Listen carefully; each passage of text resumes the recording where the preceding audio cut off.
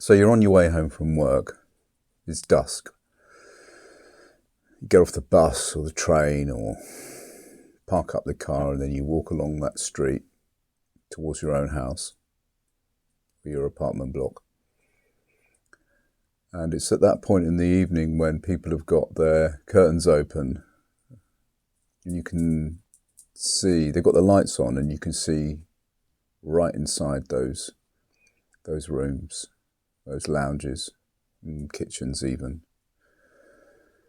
And you walk along and you can't help having a look inside those houses. And in there you see bright lights and you see soft furnishings and you see kind of interesting sofas and you see people. And you see people in the light of a sort of warm, glowing television usually.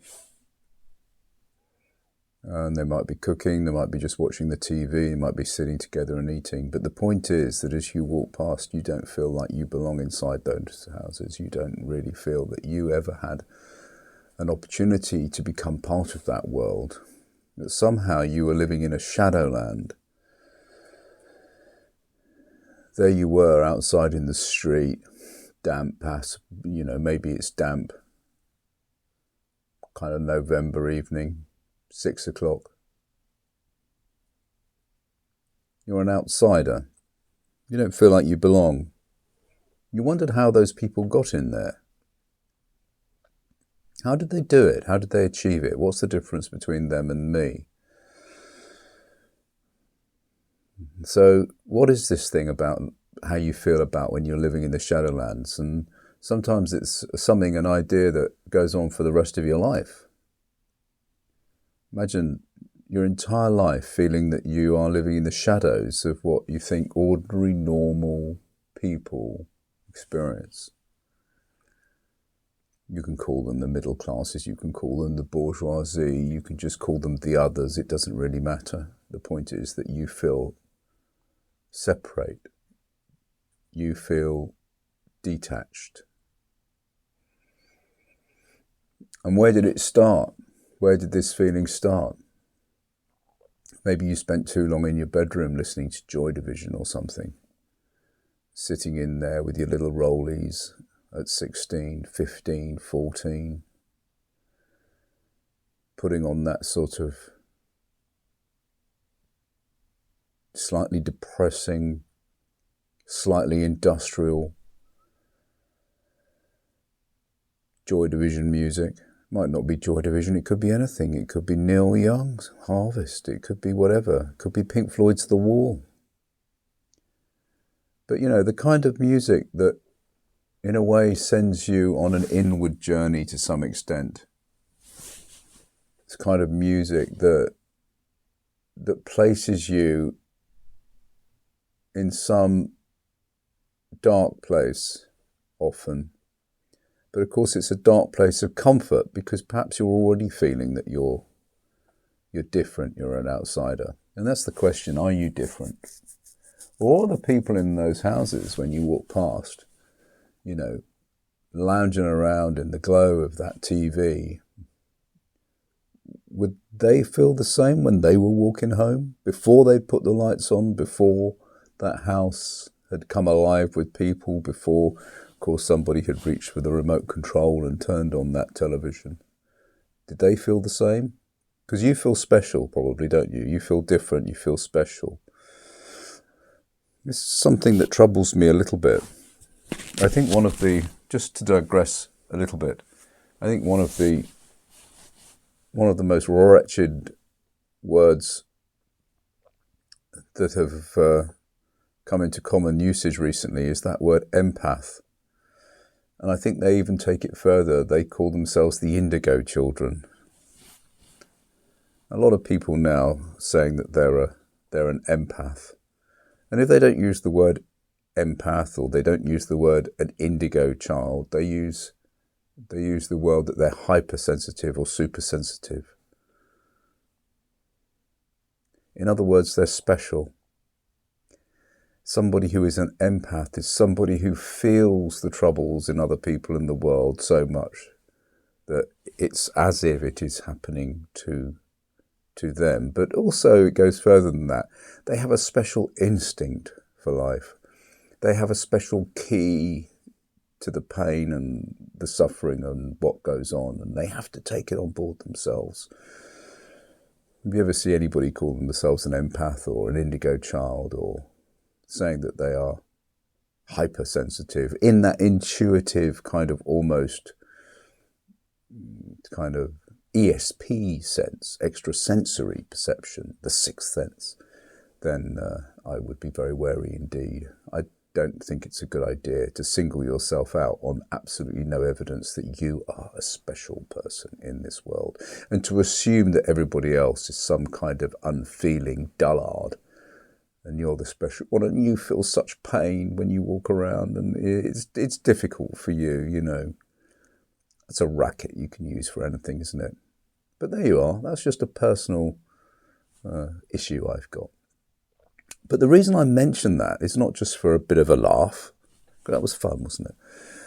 The reason I mention that was because people who feel that they're outsiders, that they are detached, they're separated, that guy or girl who's walking down that street looking into the houses and feeling that they are somehow unable to access that world, they also feel kind of special, don't they? And they go to the special places. They go to the certain books, you know, like Steppenwolf by Herman Hesse, you know, or Colin Wilson's The Outsider, or all of the other books that kind of, and music that kind of recognises that some people just are special and they're outside and they're separate.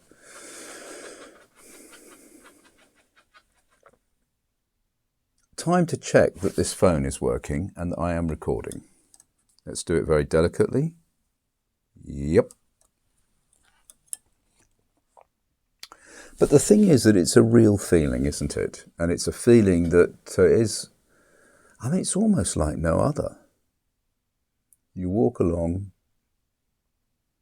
and you feel like the loneliest person on planet Earth. The question is, perhaps you are the loneliest person on planet Earth. Perhaps everybody is feeling the same as you. I don't know. I'm not in everybody's soul. But I think it's worth considering that this may be at least a lot more common than you actually think. This feeling of being outside while looking in. And, you know, I want to think about why do some of us at least feel we live in the shadows, and we're kind of watching life through a glass, or watching it through the bell jar, as I think Sylvia Plath once said.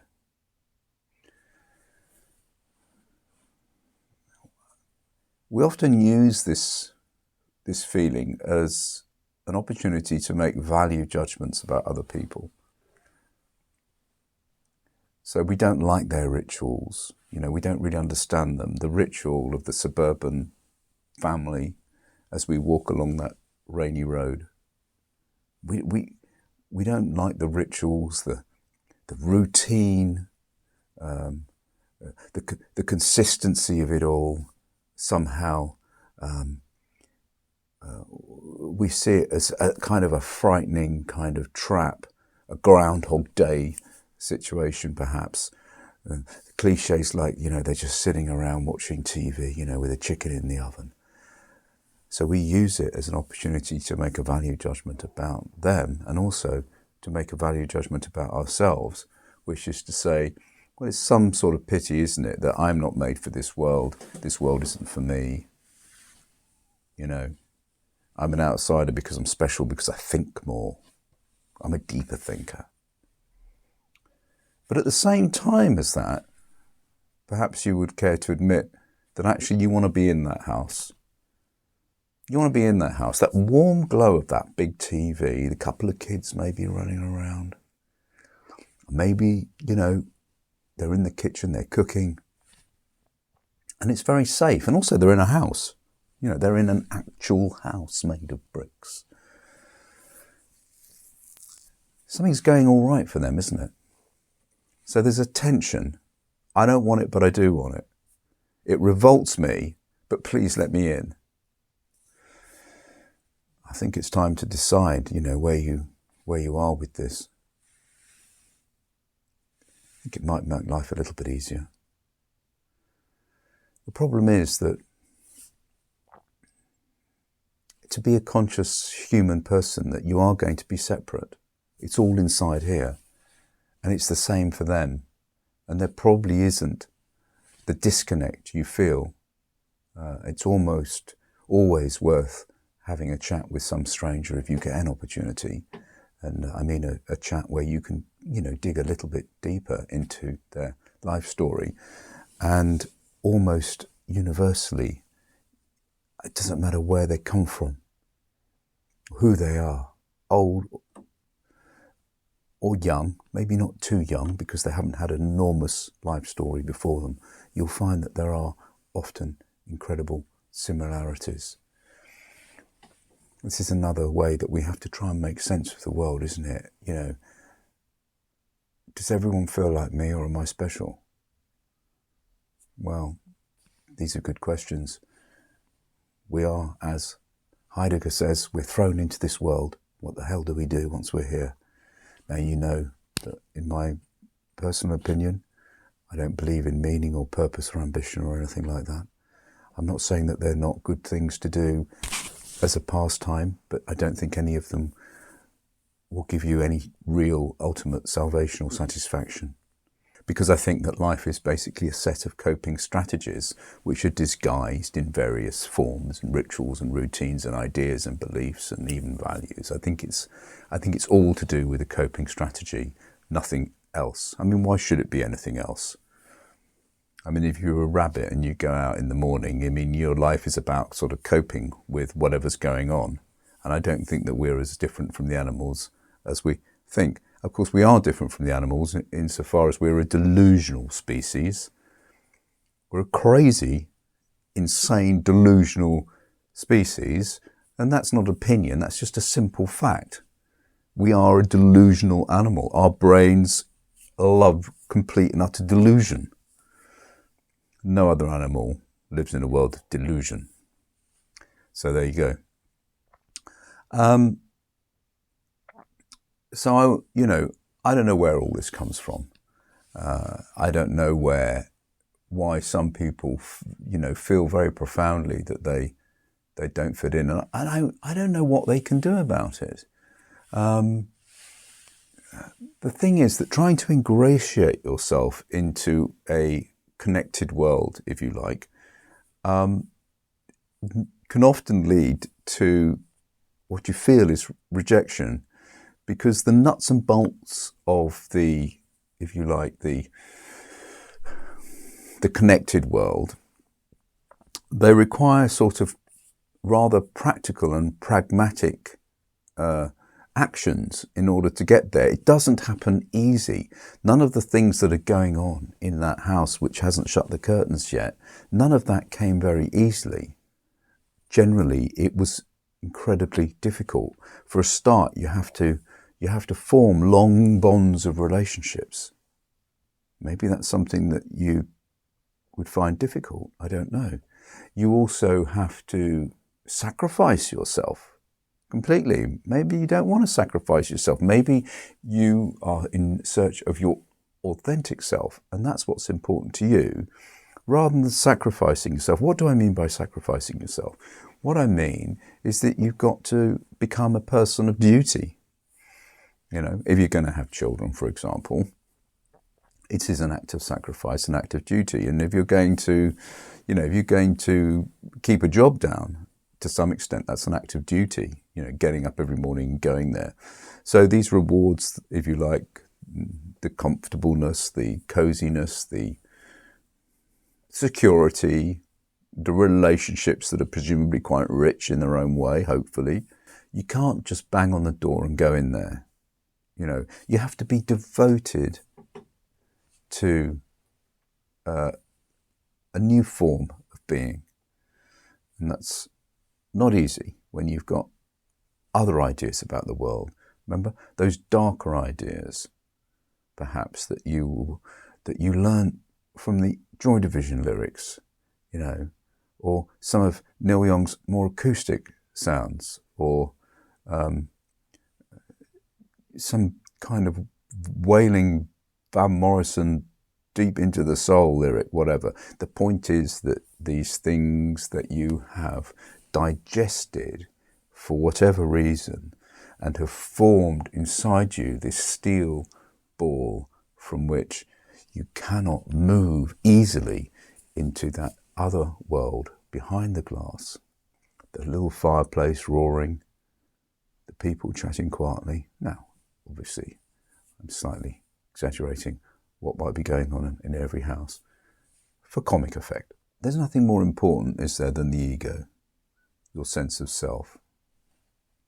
And I wonder how many people feel that if they were to walk into that house, that they would dissolve. They would dissolve, in the collective dream. I'm not somebody who throws my hat into the ring. I'm a bit of an outsider. I would never belong to a club that would have me as a member. It's an attitude, isn't it? This is my attitude. Attitudes can easily change.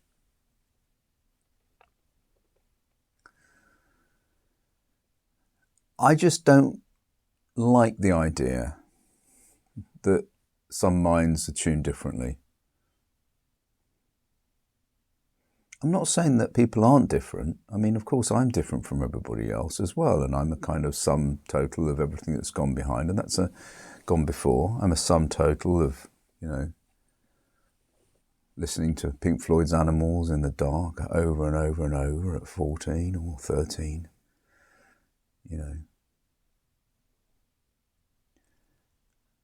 But I wouldn't say that necessarily means that I am tuned entirely differently. I think that I could adjust my attitude and easily adopt the principles of that happy family inside that brightly lit, semi-detached suburban house. And I could probably still listen to Joy Division or whatever.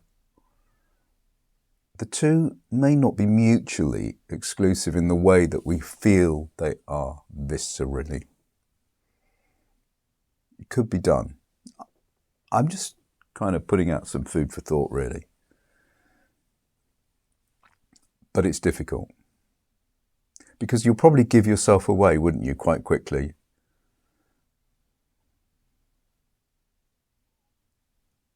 Would you be able to be convincing in the real world if you were to enter the real world? Should we call it the real world? Well, I think it's okay to call it the real social world, insofar as I think most people actually, that's what they want, and that's often what they get. And it suits them very well. Instead of life being a sort of horror show, very insulated from it. You paid for your house, you got the distraction of a kid maybe, you got a relationship bumbling along, you got a routine, a ritual, you go to work. Work's nice because it means that when you're not working, you feel really great, instead of not working all the time when you kind of feel, what's the point of this?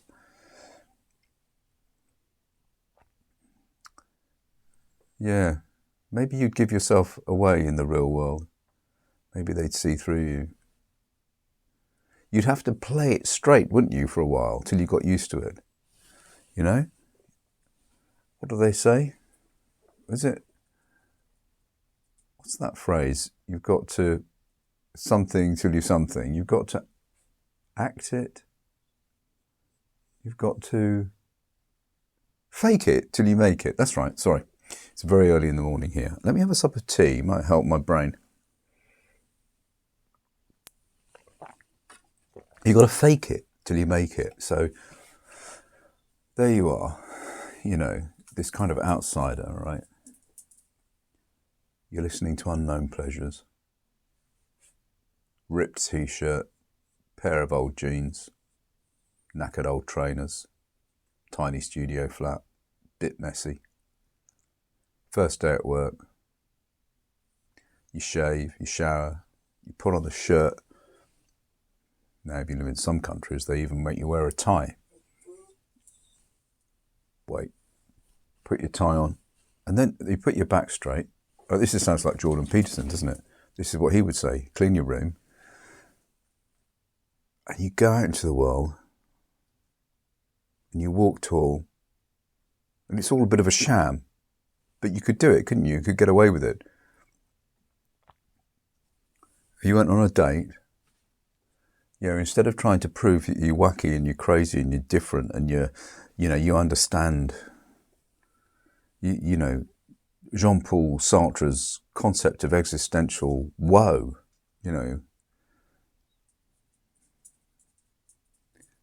instead of doing all that stuff, trying to prove how deep you are, how deep you think, maybe you could go in there a little bit lighter, let her talk, or him, depending on what sex you are, of course. Maybe learn something from the person. In other words, there are ways of doing things if you want to sample the real world. There are ways of doing it. There is a convention, a form. I've spoken about this a lot because of my favourite book, which is The Fall of Public Man by Richard Sennett. An idea I strongly believe in, even though it sounds weird, which is that we've just, in the public sphere, just drop this entire idea about authenticity. I've got to be true to myself, I'll wear my heart on my sleeve. I'm not ashamed to be who I am. Well, I say ditch all that in the public sphere and adopt an attitude which is one of a kind of neutrality in the public sphere. Be polite, be kind, listen, and there's plenty of opportunities, and therefore, you won't feel such an outsider. None of us would feel such an outsider. There's nothing wrong with just that kind of public behaviour. When we get to know people later, we go deeper and deeper. But don't force your emotional self on everybody all of the time, especially not strangers and public places and first day at work and all this, and when the first date. Okay, I'm ranting. That's enough of that nonsense. So I don't believe that some people are tuned differently. I don't believe in this high sensitivity. I don't believe that there are people who are super sensitive, not in the way that they think of it, and never mention the word empath. If I ever hear the word empath again, I'm going to run in the opposite direction, just as I would if somebody asked me what is my star sign. And it's not because I'm being rude to them. It's simply because I can't compute it. I cannot compute it. And I don't want to be rude to them. So I don't want to be rude to them and just say, what are you on about, you nutter? I don't want to run away, literally, because I can't answer the question because I can't compute it. I think if somebody said, what's your star sign to me, I think maybe I'd faint. I'd pretend to faint like that until it was all gone. But there is a real practical issue here, which is that a lot of outsiders don't really feel great about themselves. People who live in the shadowlands, whether or not that shadowland is kind of, like real, when you put it under scrutiny, when you observe it as an outsider, maybe it's not that real. But internally, if you feel that, no matter what your situation, and I think most people do actually, there's danger in it, isn't there? It can lead to depression, perhaps, some kind of breaking point. And then there's the loneliness to deal with, the alienation. And what comes after loneliness and alienation? Then you get despair. But you can replace all of those things, really, with awareness, can't you? The idea that you're aware of you're aware of yourself in the world, and you're aware of yourself in the world and the reality of yourself in the world, and that as a conscious entity, you're on your own. If you could embrace that, and if you could also make an attitude bridge to the connected world, just a little bit, then I think that's as good as it can get, really. I think the danger is when you try and cure the pain in some desperate way. It's better to just accept that there is the pain there, but it's a pain of awareness, and that's okay. So the goal isn't to belong, but it's to make peace with yourself and that distance. If you could do that, I think you'd be unstoppable. In terms of being able to release yourself from a mindset, from an attitude, from a feeling, which is quite a sad one in many ways. So embrace that distance. Remember that it's a bit of a personal racket. You've decided that this is your identity to some extent, haven't you? And you feel attached to that identity, and you feel that should you ever enter the secret kingdom of number 32 Acacia Avenue with its 46-inch TV screen, black leather sofa,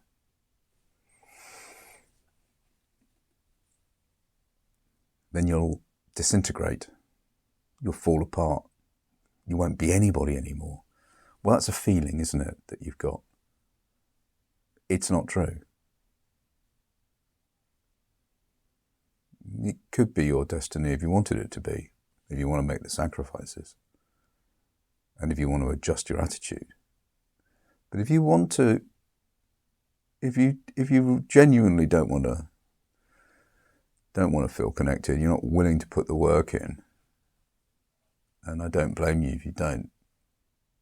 And nowadays, of course, it's getting almost impossible anyway. So now the greatest skill you can have is to be in solitude with yourself and to be okay with it. I mean, that is not something I'm just kind of saying for the sake of it here at the end of this talk.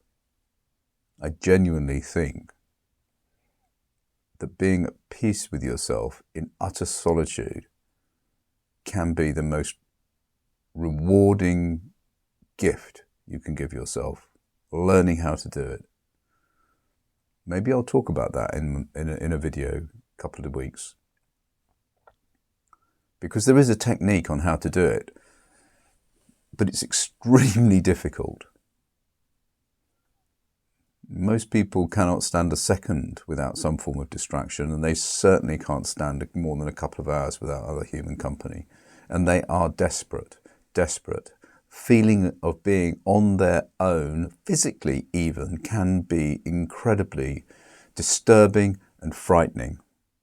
We're going now. That's the dog. She doesn't like being cooped up in the music studio. So learn to love the solitude. Learn to realize that awareness of the distance between you and others is fine, but it's not some freaky thing. It's just a sense you have. And many good things will come out of that as well. But just don't let it be a road. Just don't let it be a road to misery.